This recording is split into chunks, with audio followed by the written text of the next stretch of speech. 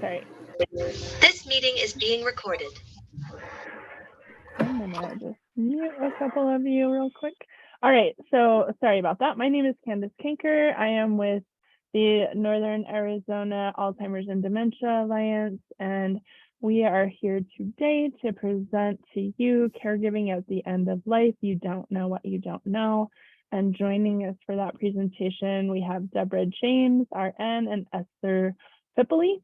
And I am going to introduce Debbie, and then she will introduce Esther. So Debbie is she is the director of the End of Life Nursing Education Consortium program at MD Anderson Cancer Center and the Methodist Healthcare System in San Antonio. And so with that, I will go ahead and turn it over to you, Debbie. Thank you so much for both of you for being here today. Thank you so much, Candace. I appreciate being asked back. And ladies and gentlemen, I'm going to make some assumptions. I assume that many of you were with me on the first presentation, and I really appreciate your feedback and being with me and etc. And your feedback included the fact that you told Candace you'd like to have part 2. And whenever I asked you that day, that was something that I offered. Part 2 is what you're about to hear. And as Candace said, I am blessed to have with me Esther Pipoly. And I know Esther because her and I work a lot with Hospice and Palliative Care and Nursing Association and in San Antonio, Texas, where we are. We do as much as we can to help people in caregiving, and certainly end of life issues are heavy out there and so on. Well, Esther and I have worked together and done a number of programs. And when we heard at the School of Nursing at UT that we needed to have part 2, then I asked Esther, do you think we might be able to do something together? And she said, absolutely. So we put together a presentation that you're going to have called You Don't Know What You Don't Know. And why is that? Well, we kept figuring out, wow, how come persons don't know this, that, or the other? And Esther is really an expert at a lot of things that we're going to hear about today. Why? Because, and she's going to tell you her story, she has learned a lot that she didn't know about what she didn't know, because she's had deaths in her family that were very impactful. And just like the rest of us, you think you know, but wow, you might not. And for example, in my case, I'm a nurse who's done this for a long time, taking care of people at end of life and their families and so on. And then whenever all of a sudden you think, wait, what now? You're not sure that you know exactly how to execute it. You know what needs to be done. But something as simple as a funeral or whatever, we're going to talk a lot about things like that today. And so I'm going to say thank you already to you and ask Esther to please greet us and introduce herself. Esther, thank you. Thank you, Debbie. It's always a joy to be on a panel with you and presenting together. Hello, everybody. I'm Esther Pipoly. I am the owner and founder of Loss of Life Advocates. You can see on my shirt, Lola, named after my mom. She was my first death that not my first in my life, but the first one that I suffered through in 1999 that was very impactful to me. And in 2014, I lost my dad and my husband 63 days apart, both to cancer. My dad I knew was going to pass away. We talked about his life and how it would end, and how comfortable he wanted to be. And we had some honest conversations. We got documents and prepared and everything. But the day we buried him, my husband said he didn't feel good. And 10 days later, my husband was diagnosed with stage 4 cancer. And then he died 50 days later.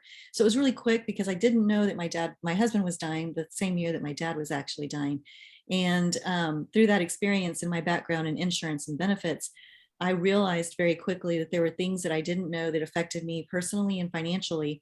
And that if I could somehow form a company and help other people during this really critical period of time before, during, and after a loss, then maybe it would be kind of a spiritual journey that I could go on. So to give you a little bit of background about Lola, I'm in business here in San Antonio, Texas. I do help families all over the country virtually. And so I've helped families as far as Anacortes, Washington, and as far as Connecticut. So as you can see, being in Texas, I'm able to serve and do this for people, because it doesn't matter whether you're in Washington State or in Connecticut or in Texas. We all have the same questions when it gets to caregivers and what they need to be preparing for their loved ones' final journey. So today's presentation is really a compilation of Debbie and I sitting down together and realizing that she's got the clinical side and she can help with this. But today we're going to actually talk a little bit about Debbie's journey and how Lola helped them and her family during this critical period. So I've been doing this about 6 years, and I want you to, if you have a question, please put it in the chat box so Candace can monitor for when we're done with the presentation. But today is for you. If you're a caregiver, it's all about you. And it's Debbie and I talking about her journey with her family. So I'm going to share my screen, and I look forward to talking with all of you about Debbie's journey. So with this, I'm going to minimize the pictures at the right so we can all have our attention on the screen. You don't know what you don't know. It's a conversation with Debbie and I. And let's see, technology, work with me. So Debbie, do you want to start here? And I'll ask the question. If you're in an accident and didn't return back home, who would know what to do? Do you have a plan in place? And do you feel your family would know what to do? Debbie, would you mind sharing your story with everybody today? Okay, thank you, Esther. Okay, so what happened in my story, and it's now a year old, on New Year's Eve, my mom and dad went to mass and then to dinner. And when they came out in the parking lot, my dad fell and, oh my gosh, broke his hip, but we didn't know it at the time. He fell, 92 years old. And when he fell, my mom kind of tumbled a little bit too, but they didn't know what to do. So some very nice gentlemen put him or shoved him, or whatever word you would like to use, back in the car, which was very painful and shouldn't have been done, but that's okay. No one called EMS at the time. My mother called me and said, and Daddy, you can't get in the car. And I thought that meant that they were at home. I didn't know what else. I mean, my mom's perfectly cognizant of where they are, but what she said was, Daddy can't get in the car. And I said, well, Mom, what is he just like laying outside the car door? And she said, yes. And I said, well, okay, we'll be right there. So we get in the car and go to their house. They're not at their house. They've gone to church and then to the dinner at a restaurant.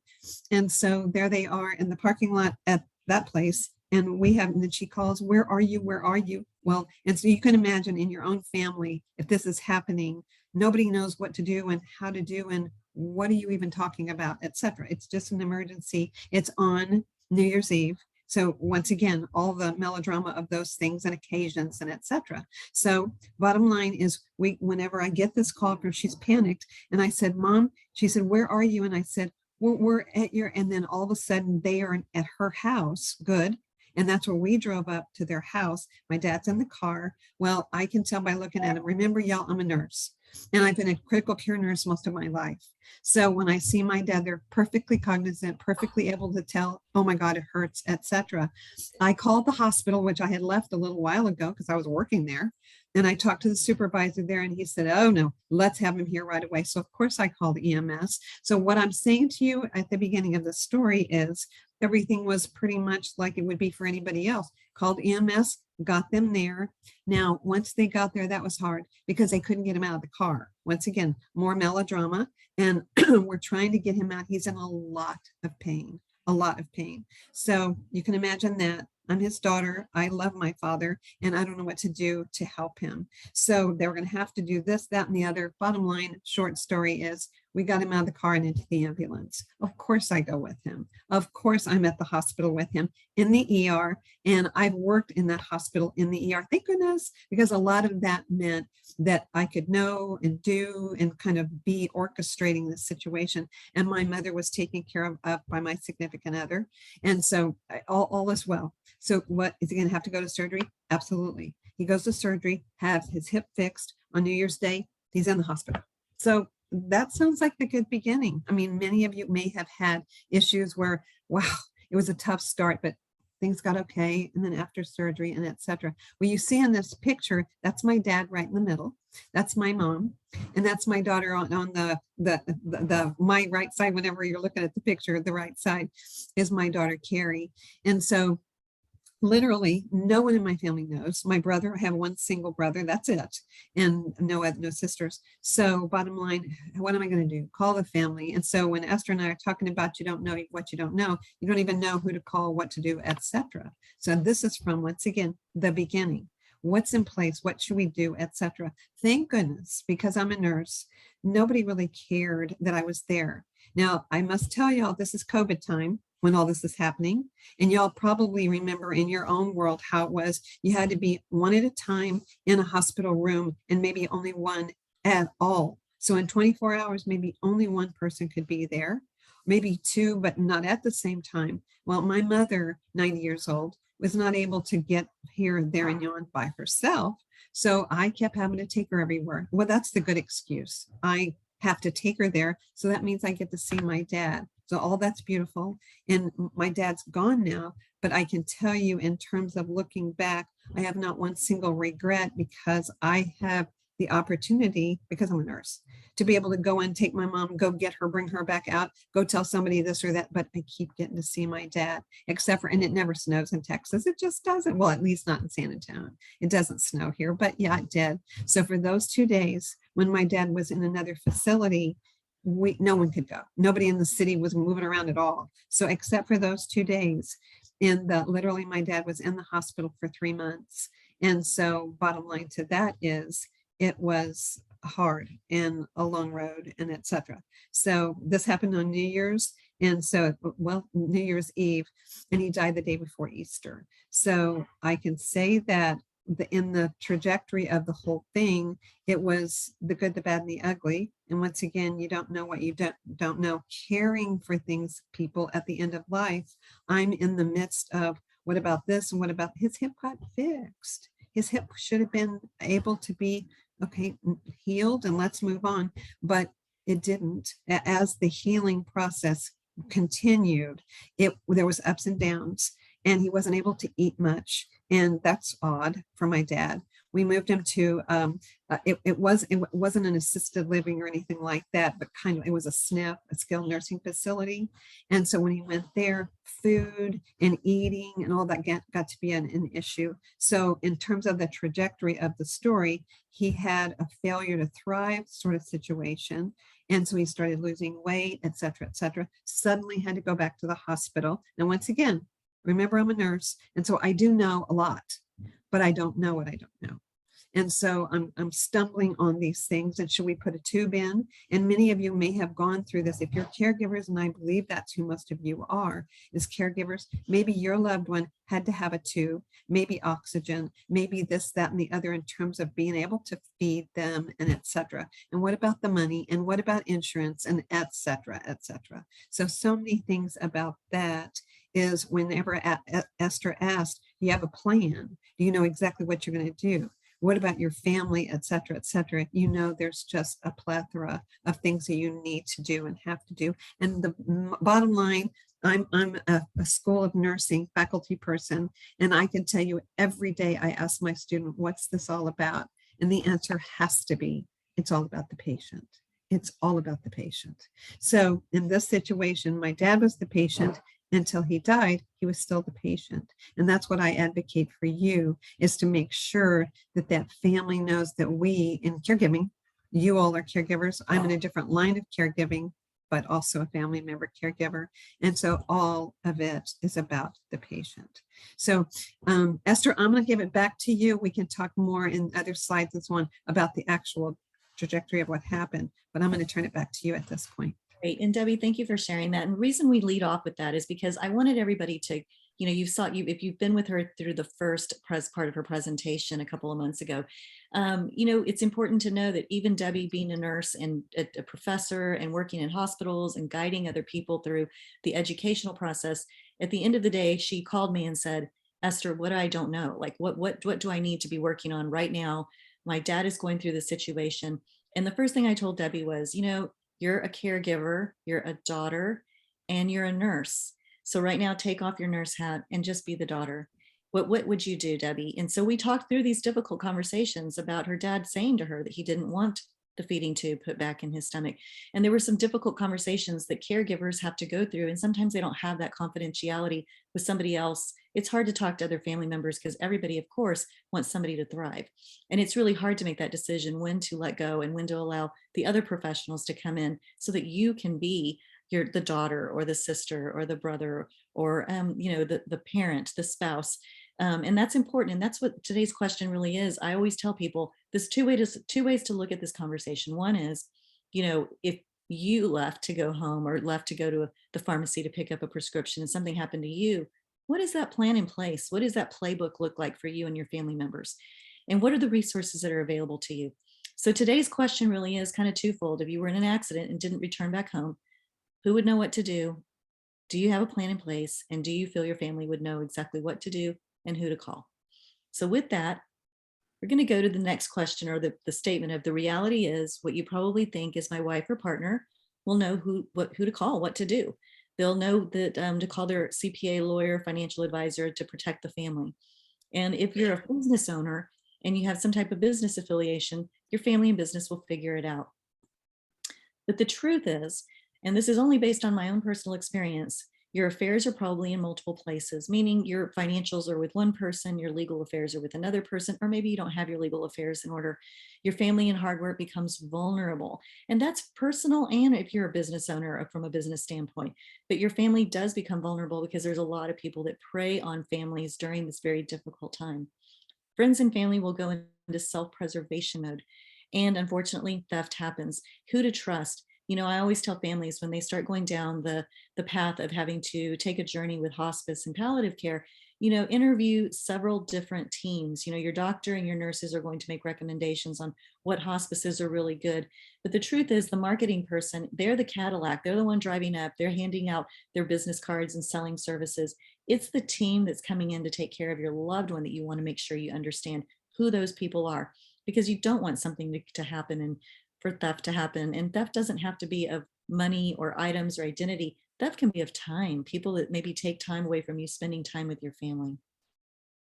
So let's review a scenario. A husband's in the hospital, he's been the bill payer and the holder of all the financial information. His family and spouse go into a spin. Where is everything? Are final documents and affairs in order and in place? Do we know what his final wishes were? Well, Debbie, I'm going to turn it back over to you for you to finish your story.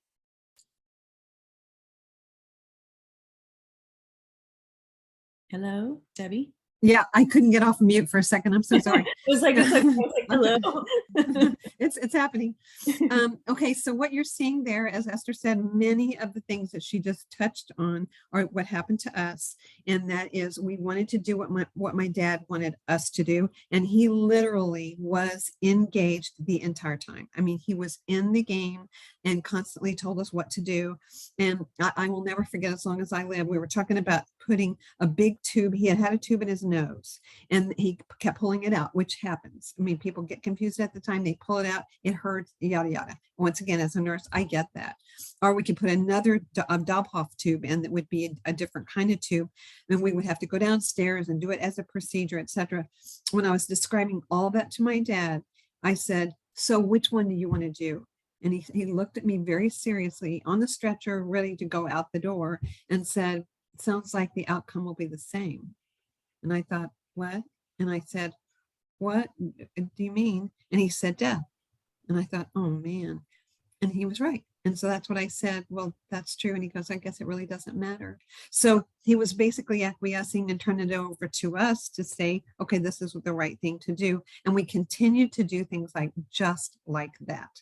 Whenever the doctors would ask me things like, okay, so what do you want us to do? And I said, whoa, whoa, whoa. This is not about me. This is about my dad.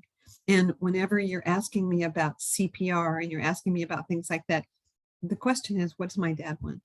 Let's talk to him about that. Well, and some doctors are not comfortable with that. Some other healthcare providers, I am very comfortable with it because I've done, as I told you, end of life and critical care most of my life, and also ethics and things like organ and tissue donation and all those end of life decision-making kind of things. I'm comfortable with that. So I'm uncomfortable with somebody saying we're not going to do CPR and never include the patient with that. And all over the country, our rules are different, our laws are different, but the bottom line is it really should be all about the patient's decision making. So in my dad's situation, he was at the time a full code. We would do whatever we needed to do to bring him back. And then at a certain point, he said no. So I asked for palliation, and I don't know how much you all have comfort with that, palliative care and hospice care. Well, in San Antonio, we have one hospice inpatient facility, and it's called Vitas. There's a whole lot of hospices that are in the house, in the hospital, in different places, but an actual facility that's just that it's called VITAS. That is where I really wanted my dad to go because I wanted him to receive best care at end of life. But before he was ready for that, I thought palliative care is about symptom management. It doesn't have to be somebody who's on the death's door, et cetera, et cetera. That's more hospice. And so palliation is something that really needs to be done more and more throughout our country, our world. And patients need to be comfortable asking for that. But we haven't made it like that in, unfortunately, our medical world. And no blame. Again, I can tell you when I asked the physician at the hospital, okay, I want my dad to have palliative care. And he said, don't go there. And I said, no, I don't think you understand. I want his symptoms to be, especially pain management. I want that to be taken care of. And he said, girl, if you do that, they're going to stop this and they're going to stop that. And I said, no, they're not. And so you see, I'm a nurse. He's a doctor. He's my dad's doctor. And so back and forth, Esther told me to take my nurse hat off, but sometimes I just had to be mean and try to stay there in that world. But bottom line is he didn't ever get palliative care. He got hospice care when it was appropriate. And so what you see in these pictures is we're moving now from the hospital to that place I just told you about. It's the only hospice inpatient facility, VITAS, and my dad was going to be transferred there. Now, he was very debilitated at this point in time. Yes, he was cognizant a lot of the time, but he would kind of slip in and out, etc. But he knew we were all taking care of him and doing what he wanted. Okay, and as I told you, I have one brother and who has children, as do I. And so, excuse me. And so when it was time to start getting things ready to go, the nurse was talking to me when we were going to get ready to transfer. And she said, hey, don't worry about the Dos Equis. And I said, excuse me? And she said, the doctor said it's okay. And I said, he did. Well, but probably a couple of days before that, the doctor had asked me, what does my dad want before he dies? And teasingly, but truth, I said, well, my uncle said what he wanted to do before he died was have the dog and have a beer. That was the things he really wanted. And I didn't know that he remembered that. And so he had written an order, a doctor's order, that my dad could have beer and the dog. What? Okay, well, that's pretty fabulous. And I just kind of laughed about it. So we go to VITAS. And now, once again, I'm going to bring it back up. When we were doing the COVID thing, that you could only have 1 or 2 people in the room. And that's all my dad could have at the hospital. But when we go to VITAS, they were so sweet and said to me when we came in, it's supposed to be only 3 in the room, but then they saw one of my little people, that's my grandchild, and he wasn't 12 years old. And so the nurse questioned him and said, when he was standing next to me, she said, now, you're not 12. He goes, I'm 8. I am 8 years old. And so he didn't really need to brag about that. But the nurse said, well, you know what? Your grandpa needs you. So she said, you can have 4 people in the room. So what I just said to y'all, ladies and gentlemen, whatever the rules are, when it's end of life issues, perhaps you need to challenge the rules. I didn't have to push hard. This nurse was the one who said, our rule is 3, but you go ahead and go in there for 4 people. Well, as you can see on the left picture, my brother is on the side of the bed, and that's obviously my dad there in his hospital bed in hospice. And then my nephew, my brother's son, and his wife, and there is the dog. And she used to be a rescue dog, and she kind of got out of that, but yes, she was allowed to come in and see my dad. Well, also at that very time, my dad was having in and out of consciousness. He was really having some issues now and then, and we needed some paperwork signed. He almost seemed like he was close to comatose at this one point in time after the picture that you see on the left. And so we didn't know what to do. So of course I called Esther. Of course I did.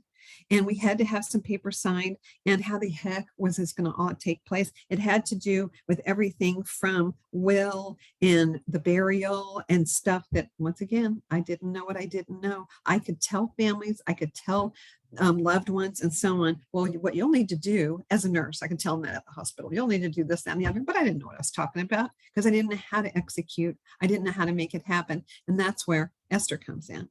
So literally I called her. She comes in, not only herself, but she has her son. Why would she have her son? To be a witness. Why? Because she also brought an attorney to help do what we could do. If we can wake my dad up, get him out of that state long enough to be able to get it, make a decision and sign papers. What? How possible was that? But in a minute, I'm going to let Esther tell you how all that happened. But I'm going to tell you that it did happen. And none of us could believe my birth last name is Shiversinski, which is, it's 12 letters, and it's that long, and there's 5 consonants before a vowel. So who cares that you can't say it? But spelling it, hello, my dad wrote Leonard Shiversinski on this paper that the attorney had perfectly. Absolutely perfect. So no one could say he was coerced. Nobody said his hand was held. No. The truth of the matter was just that. And I'm pretty heavy into ethics at end of life as well. So what you see on the right-hand side, and if that was a patient, not my dad, me as a nurse in my scrubs and my lab coat, handing a person a beer, unless they had orders, that's really not an okay thing to do. You can lose your license for certain things. But in this case, it was my dad. And also this beer was unordered beer. So we asked him, so now's when you need your Dos Equis, right? And he said, yeah, he really wanted it. So what I want you to see at end of life, I mean, my dad only had 1 day after this, but we did the best we could and able to meet what he wanted in terms of his desires, et cetera, et cetera. So Esther, you want to take over at this point about you and the attorney, et cetera? Yes, absolutely. And Debbie, I'm so glad every time you share this story, I always get goosebumps because it was a beautiful journey for me and I'm a family run business, but I have partners that I work with, and I have attorneys that we call them, kind of end of life attorneys, that when families call and they're going into hospice or they're being transitioned from a hospital into a hospice facility or going home, they realize they don't have their legal documents in place. I have really great legal partners that are able to meet with the family and put the documents together in 24 to 48 hours. And then me and my team, we try to pull together and get volunteers, or we go in and we're able to witness and get the documentation for the family, because we know from personal experience, again, going back to my Lola story, my own personal story, there's so many mistakes that you can make. And one of them is, if you don't have your legal documents in place, it can be very expensive for a family and it can just cause so much heartache. And this was a beautiful story because I had an attorney that was able to drop everything, meet with the family, get the documents ready. I was able to print them out, run over to the hospital, and we were able to witness her dad, signing the documents. And I thought it was beautiful because afterwards he said, "Can I have my beer now?" So he was so cute. He was comical. He was cute. And it was a rather serious moment that he was able to provide some levity for the family. So with that, let's dive into something that maybe we want to just talk a little bit more in depth about. Knowing where everything is helps. Knowing where the personal information is helps. Knowing where your financial information, how to access accounts, who's on them, is very helpful. And your life infrastructure and your final wishes. I'm going to break this down for you. This is our gift to you today, so that if you're a caregiver, this starts to give you a path so you can start thinking about, what do I have? Or maybe what do I not have? So let's start diving into these. Let's break it down. Your personal information. First and foremost, when I talk to families, I ask if they are military. If they are, then do they have the discharge papers, otherwise known as a DD-214? This is important for a military burial. A lot of times, veterans don't always keep their information together. So this is one of the first things I will ask for a family. Do you have the DD-214? Do you have a copy of it? And in Debbie's situation, her father was military, but he also had a private family cemetery that they wanted to go in and have him buried at. And Debbie, do you want to share the experience you had with the flags? Because I think it is very telling when a family has, the military benefits in place for their loved one, but yet they want to be buried with their family members in a family cemetery, and how difficult it can be just to get something as simple as a flag. Mm-hmm. Yeah, and I can start with whenever Esther talked about the burial in the cemetery and so on. It's in Lockhart, Texas, which is really not far. It's like an hour and a half from here. But I hadn't been there since another family member had died. I didn't even know who to call. I mean, all I had to do was go find paperwork in my parents' house with the right name of the right person, etc. Oh my gosh, I can't even tell you how hard that was. Certainly, when I told Esther about it, she started looking into doing the best she could and so on. Then, as she said, my dad was military. I wanted him to have the flag on his casket. I wanted all that to be appropriate. But once again, I didn't know what a DD 214 was. But why would I know something like that? So having somebody like Esther to be able to say, okay, let me look into this, let me call for this, because I really wanted the flag to be there because I knew that it would mean a lot to my dad. My dad's gone now. It doesn't matter in this situation when I'm thinking all these things up. I want to make sure that it can happen. So to have somebody be able to guide me through that, as Esther's telling you about step-by-step kind of things that she's going to give you right now. Wow, it was absolutely incredible. So the flag was very important. Finding out, whenever Esther talked to the folks over at the cemetery, she was also finding out about grooming. Was it ready? What was it going to be like for our family to be at this cemetery, etc.? Once again, I would not have known a lot of that. And the gentleman that was the caretaker of the place was incredible. But without those connections that you obviously don't know how to get right away, it would have been really tough. So lots of steps that were taken that were absolutely priceless. So back to you, Esther. Yeah, and what we ended up doing was Debbie's father was, of course, a veteran. So I contacted one of our veterans associations. I have several contacts in San Antonio, and they were able to have one of their legions donate a flag for the funeral. And at the same time, because I made so many phone calls, I realized that he was a graduate of Central Catholic High School here in San Antonio, and he was the last graduate of his class to pass away. And there's a family here in San Antonio that does flags, Dixie flags, and they heard about it. I reached out to them and they donated another flag. So Debbie was able to not only have one flag to give to a family member, but she had two flags at that time. So it was really touching. And sometimes we're making so many phone calls and people come through at the last minute. So in her case, the military flag was something that was big because the funeral home in San Antonio said if he's not being buried at the military cemetery in San Antonio, then we don't get the flag for the family. So we had to kind of go around that to find other options for them. So that's something of having personal information. Are you a veteran? And Esther, at this point, I'm going to just jump in there again about the flag because I didn't know when I would say this.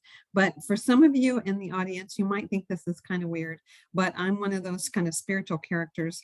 And whenever we were preparing his funeral and trying to do all the things right, my mother asked me, were we going to leave his wedding ring on his hand and bury him with his wedding ring? And I had no idea. Once again, you don't know what you don't know. I had no idea why I would know that or how to even come up with the answer. And so I said, well, what do you think we should do? And she said, I don't know. That's why I'm asking you, what are we going to do? So I didn't know. And this is the part that might sound strange to you, but that night I prayed and prayed about it. And somewhere in the night, it was not a dream, but somewhere in the night, my dad spoke to me and said, don't bury it with me, give it to Kyle. Well, Kyle is the son of my brother that you saw sitting there by the bedside with the dog. And he adored my dad. My dad adored him. And he's the only namesake, if you will. Everybody else had girls. And my brother had a boy. And so he has that name. And so, of course, you can imagine at the funeral in the mass, the priest allowed me to go up on the altar and say what my dad would have wanted. And so my nephew was a pallbearer. I had him stand. And literally I said, many of you were wondering about the ring. Were we going to bury my dad's ring with him? And he told me last night in my sleep that it was the right thing to do to give it to Kyle. And I had Kyle stand. And of course, most people in the congregation are crying, including me. And so at that point in time, whenever I had decided that the ring would go to my dad, that would go to my nephew, I didn't know what to do about my own son. Are we okay? We are. Okay. So giving the ring to my brother's son was the right thing to do. But what about my son? I didn't know what to do. And so, believe it or not, Esther and I talked about this, and I had decided that she was right. How about the flag to go to my son? So because we had two, my brother was going to get one, and now my son got to do the other. So ladies and gentlemen, when you're looking at things like that, when you're picking out caskets and when you're doing things, those little tiny precious things would perhaps not even touch, your thoughts. And I can tell you, you might be offered this if you're working into the death situation for someone. The girls in the family, whenever I was saying aloud in church in the mass that Kyle was going to have my dad's ring and Keith was going to have the flag, they sat down and I said, and I named each one of our girls and I asked them to stand. And I said, girls, y'all think you're not getting anything because we're done with what I just said, but you're wrong. You know how Bump, which is what they called him, that was his pet name, that, you know, how he used to throw you around and y'all were so fun and he played with you and tickled you and all that. Well, what we've done is we have gotten his fingerprints, and those are the hands that touched you in his life, in your life. And what we are going to do is have his fingerprints made into charms, or if you would like to have like a little drop for a necklace, but you will have him as well. So I'm offering that to you as things that you might think about in the future, because that's something I never would have dreamed of, is giving each one of the grandchildren something of him, and the girls his fingerprints. Oh my goodness, how precious was that? So thanks for letting me do the flag now, Esther. Yeah, absolutely. And it's really, you know, when you're in the middle of watching somebody you love pass away, those are things that are very difficult decisions and trying to do the right thing. And that's what we try to do is guide families through those conversations and thought processes. You know, other things that you should think about are all the items that go on a death certificate. And, you know, knowing ahead of time that when you go to the funeral home, they have you there for hours. But if there's a way for you to have that information ready to have for them to take on the death certificate, that can cut some time off. And I'm all about trying to save families time in the funeral home, because the longer you're there, I feel like they kind of break you down. I have a lot of partners that are in the funeral industry and I love what they do and they're great partners. But I also don't like the fact that they keep families there for a long time. So knowing what goes on the death certificate is important. You know, knowing the parents' names, they ask for that for the death certificate. They also ask where your loved one was born, and you know, who the next of kin is. So some of these things, a lot of times people don't realize. They don't take a social security number. They don't know who the parents of the, you know, the first and last name of mom or dad, because it's been years. And it's also a very trying time. So just trying to get ahead of that information ahead of time will save you some time at the funeral home. And also, who is in your inner circle that you can trust and turn to? You know, this is an important one that I always tell families, that when, you know, you are going through the process of a loved one that is going down through a life transition, having some people that you can trust, that you can actually ask them to do things for you, is important, because there are a lot of people that lean in when somebody's passing away, and there's a lot of violation of trust during that period of time. So knowing who your circle is and who that you can trust and turn to help you during those difficult moments is important. So your second thing is your financial information. And this is a big one. A lot of times I sit with families and we're going through hospice, and I'm usually talking with a wife most of the time, and we're asking questions. How did your husband pay the monthly bills? What is your income stream? Who are your financial partners? And who has access to your finances? And Debbie, I'd love for you to share the story about your mom, because this was kind of a good question for your mom. Your dad paid all the bills for all the years, didn't he? Yes, he did. She actually wrote the check, but he's the one who said to do it and how much to do. And so you can imagine at the end of life, whenever one person doesn't know what the other person or why they did what they did, yeah, that got to be really hard. And when a person is 90 years old and has lived with their husband the entire life, basically since she was 20 years old, what to do with that? Where's she going to live? What's she going to do? How's she going to make decisions? Because my dad basically was the decision maker. So we had to be there making sure that she was coached, if you will, through all that. My mom is not somebody who is not, you know, aware and all that stuff. But at the same time, decision making was tough for her. And she just was losing her husband as well. So it's pretty tough to not know the answer. And the car and the truck, and I mean, all the house. I mean, all those things are going to come, but in the moment, you just don't want them to take, like Esther said about theft. I mean, some of those things that we've suffered over this last year of trying to just keep my mom safe. Oh, wow. That's huge. Thanks for sharing that, Debbie. So the next section that we talk about is your life infrastructure. And when I work with families through this, they're like, what is this? Like, what do you mean? Well, these are all of your associations and memberships, your passwords, how bills are paid. Are they paid online?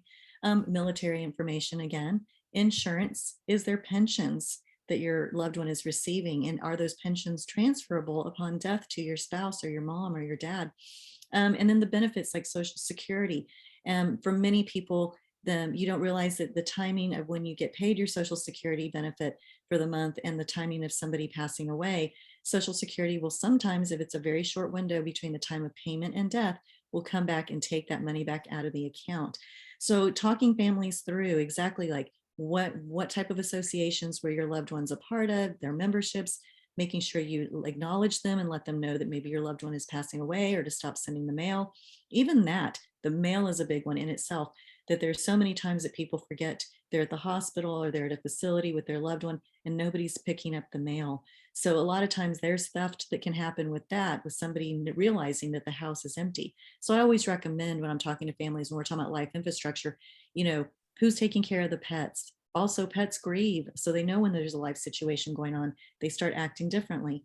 Who's taking care of your plants? Who's watering your yard? Who's picking up your mail? Again, goes back to that circle of trust of people that you can rely upon.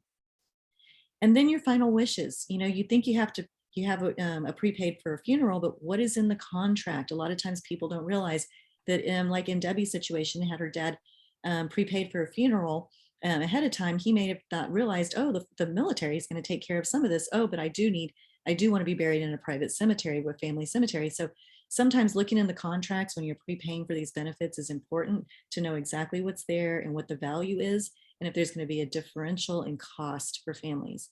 Have you read the fine print?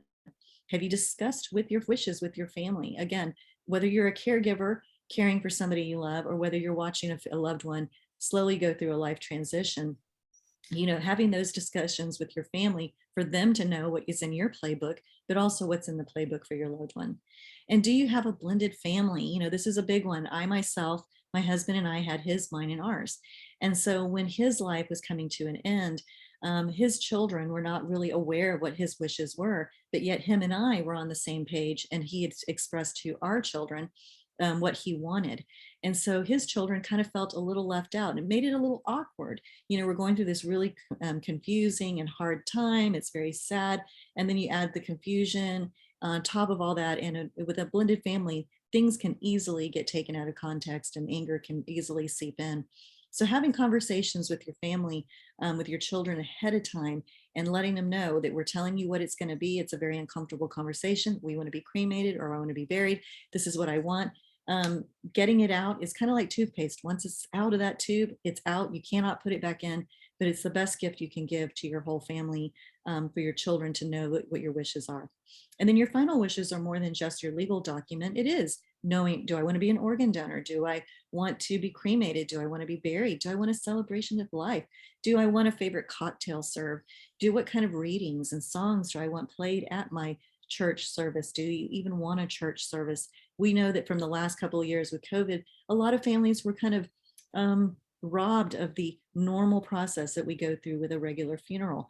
So even just talking about that, I have my documents in place, but this is what I want. And then putting a budget around it is really important. And are they updated, and have you reviewed your legal documents?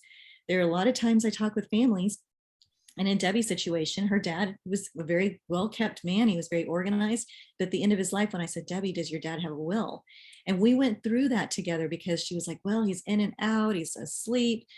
He's awake. I don't really want to bother him. I don't want to stress him out.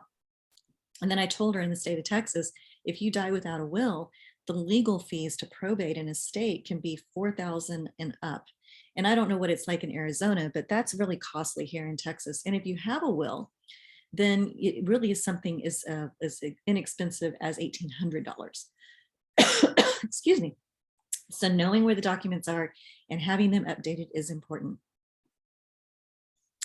So let's face it, there's a lot you don't know. This new year, we're halfway point, right? We're almost to July. How can we guide you through all of the planning and the emotions? Were you able to have difficult conversations about the year behind you, the last few years behind you, because a lot of it was in isolation as caregivers? And how can you prepare yourself and your family this year for the future years to come? So I'm going to take a pause right here, and I want to have a really nice discussion about being intentional. Debbie, do you want to add anything in at this point that I've missed with your your own personal story or journey?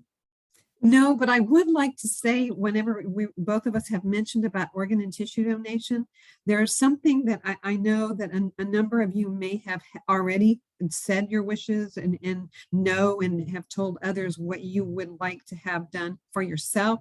But I can tell you that I have, as a nurse, helped several people who really didn't know anything about it. And I'm going to give you a really great example because it's kind of funny, and I didn't know it was going to be like that in the midst. The nurse called me and said that this patient wanted to talk to somebody about organ and tissue donation. And the hospital, they know I'm comfortable with that. And so I went to the man's room and introduced myself. And I said, I understand that you would like to talk to somebody about organ donation. And he said, no. And I said, oh, well, you're Mr. So-and-so.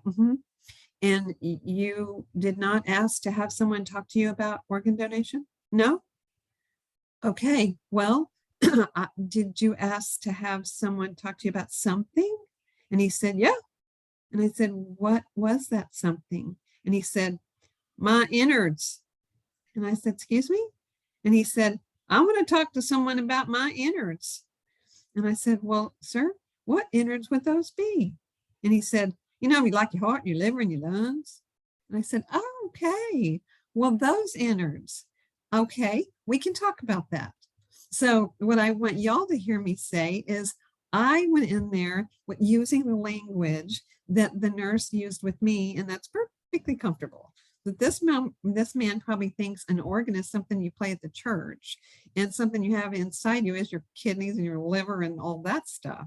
So you can imagine now we're talking about that. And the man was probably, I'd say about 65, something like that. So at the time, I didn't know, could he give anything, especially tissues? And y'all might know tissues are like the contact lens layer of your eye, the cornea, for some people, skin, bone, etc.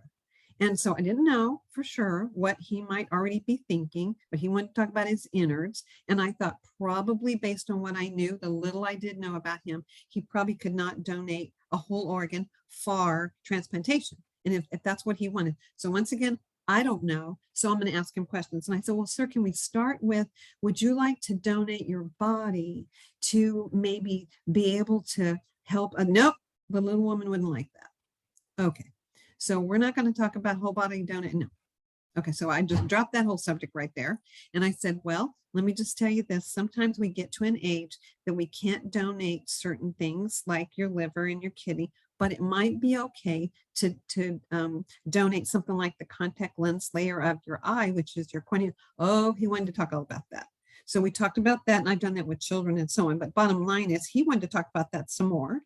And so then I also asked him about other things. And this is the part I want to leave with you, that I've learned so much, that the value of it. When I was talking to him about donating those things, he said, well, is there anything else? And I said, well, I mean, if you've ever thought about, like, you have a walker, if you'd like to donate your walker to a person who doesn't have the money to afford a walker or can't. So what I'm saying to y'all right now is thinking about a person who wants to give. And I don't know what they want to give. He talked about his innards. But if they want to give something and it turns out to be a wheelchair or a walker or something like that, parents have told me unopened boxes of diapers to go to a mother after they've just lost their baby. Oh my God, all I could do was cry. But they came up with that gift. So what I'm saying to you is, when you are taking care of your own loved one or helping other people, if giving is something they want to do, my gosh, there's so many things we could think about. Even if they cannot give their corneas or any part of their body, they certainly could give that walker. Or one man, his family asked me about donating his pacemaker. What? His pacemaker has only been in his body for 2 years and it's good for 10, is what the son said. Why can't we just give his pacemaker? So you can imagine if that's the kind of thing that people are thinking about, is giving on behalf of dad. How beautiful is that? The things we might want to know. So Esther, I just had to throw that in there because so many people want to know about what to do at the end of life themselves or for their loved ones. And giving like that is so precious to some people. Well, So. thank you for sharing that, Debbie, because we do forget. I mean, when we're caregivers and we are doing this life journey with our loved ones, there's so many things that we do take in.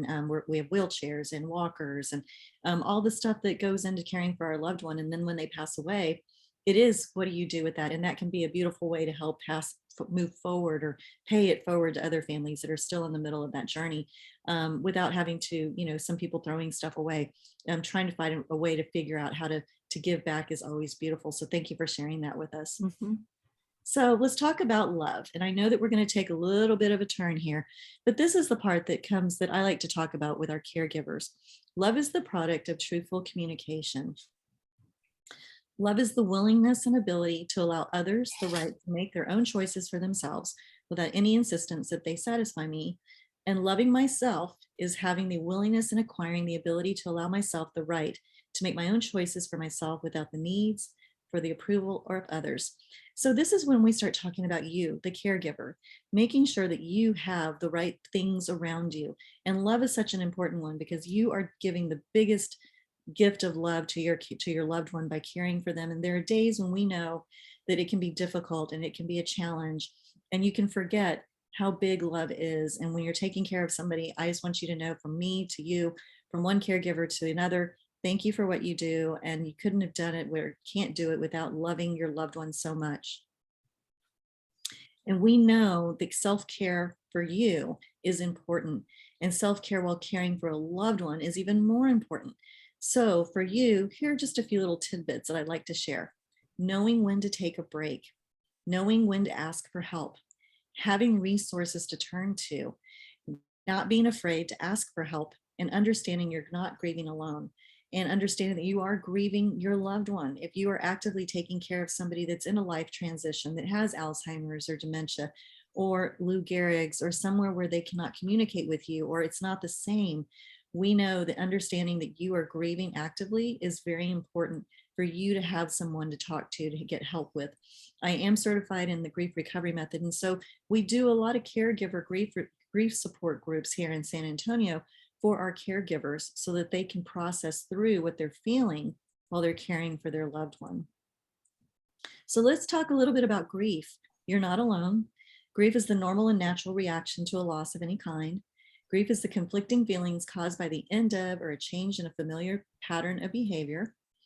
And this is one that we tend to get stuck in because we caregive so much for someone we love, and then they pass away and that pattern is no longer there. So what do you do next?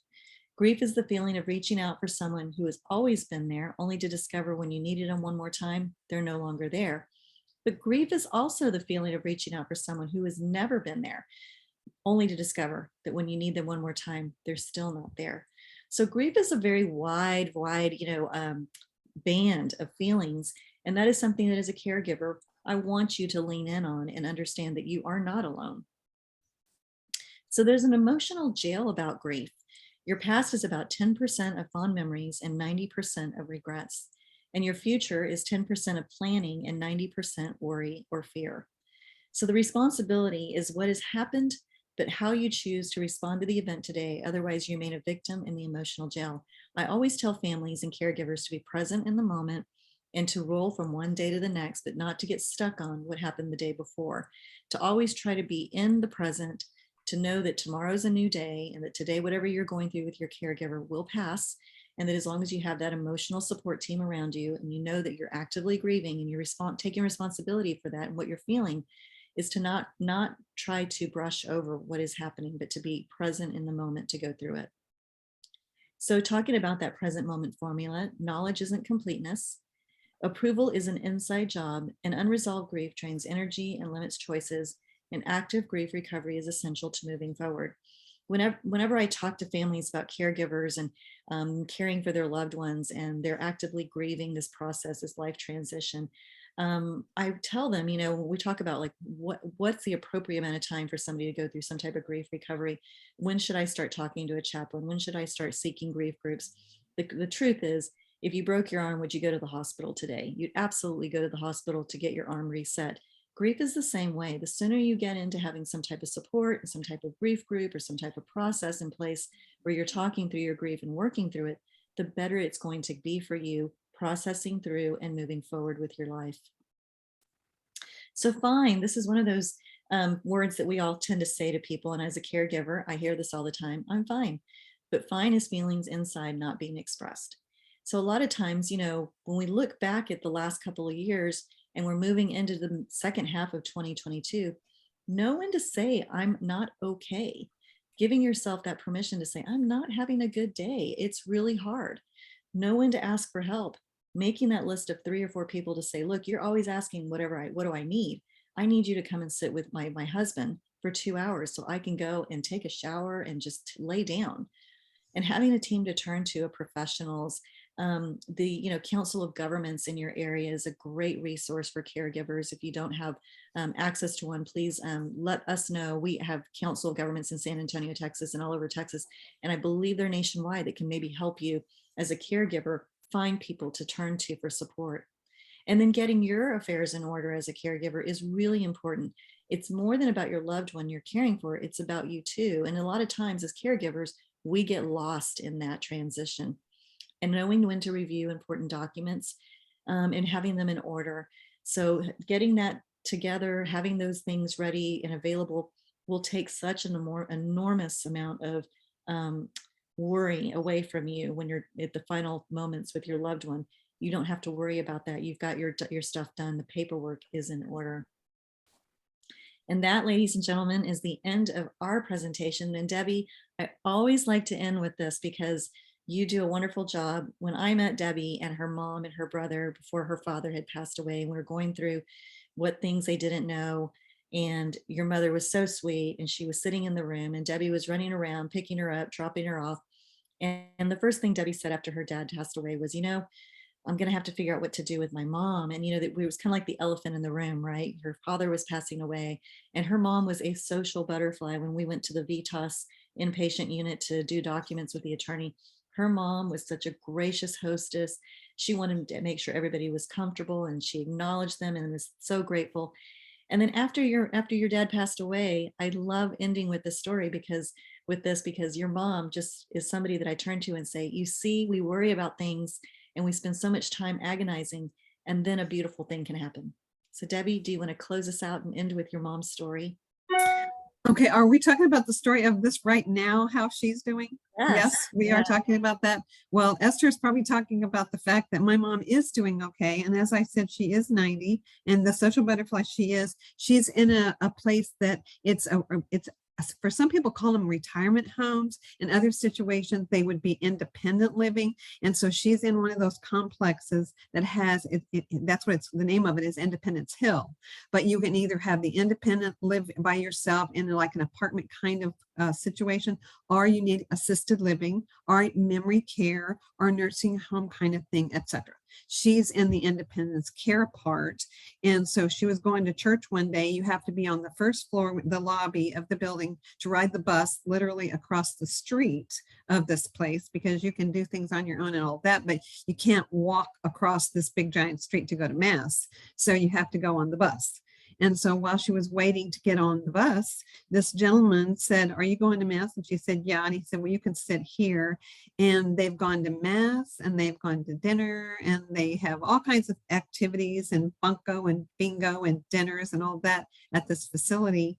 And so now she told me he's a boy and he's my friend. So I guess you could call him my boyfriend. So the bottom line is that my dad's gone and my mom is doing fine, having her social life that she enjoyed before. Very, very different. But bottom line, she's doing fine. And that's what I would wish for all of you. And I can say that in closing, one of my big things that I've learned across my world in nursing and healthcare is choice. And I can really say that I truly believe in my heart that we get to choose, perhaps when we're born, I think we probably do, but for sure when we die, because I can tell you there's been many situations, as we said earlier on in this. What do you mean he died? He was doing so good, etc. What do you mean she's still alive? She wasn't doing, if she was doing, etc. So we think we get it and we don't. But I can tell you in your own situation, or maybe those that you're helping, I have been totally moved whenever, for example, a real situation, a little boy was not doing well in the ICU. He was really small, I want to say 3. And his mom was there every minute of every day. And we'd say, just go take a shower, just go get yourself something to eat, etc. She wouldn't. Finally, I convinced her, just go down to the cafeteria, get yourself something to eat or something. She said, okay. I will go right now. If anything happens, you just come get me right away. So of course we all promised her that, with certainly our intentions were good. She was probably not on the elevator good when she was going to the cafeteria, and her little child coded. And he was a full code kind of child. And so we did everything we could and we couldn't get him back. And oh my God, all of a sudden I realized we didn't go get his mom. I had no idea what to do with that. I was just freaking out about it. And so about the time I'm going to run out the door to go get her, she comes walking back into the unit. This is an intensive care unit, of course. And so I stare at her, she stares at me, and then I just I didn't break down, but I said, I just want you to know that, and of course I named the child, and he had a turn for the worse when you were down there. And so I took her back in the room, and the doctor's still there and everything, and he had died. So now she knows that. And I stay with her and etc. So the part that I'm telling you about this story is that while she's crying and while she's upset, I didn't know what to do. And I looked at her and she said, I just can't believe I've been here all the time, every minute, and I leave for just a minute and he dies. And I said, for some reason, I said, could you tell me, is there any reason you think that he had to wait till you left the room to die? And he said, and I don't know why I said that, it was just what I thought. I was just kind of, I prayed about that. And she said, oh my goodness. Oh my goodness. Well, of course he couldn't die with me in the room. He knew how much it would upset me. He knew how I loved him. He knew that I wouldn't handle it well. And so my precious decided to leave when I was gone.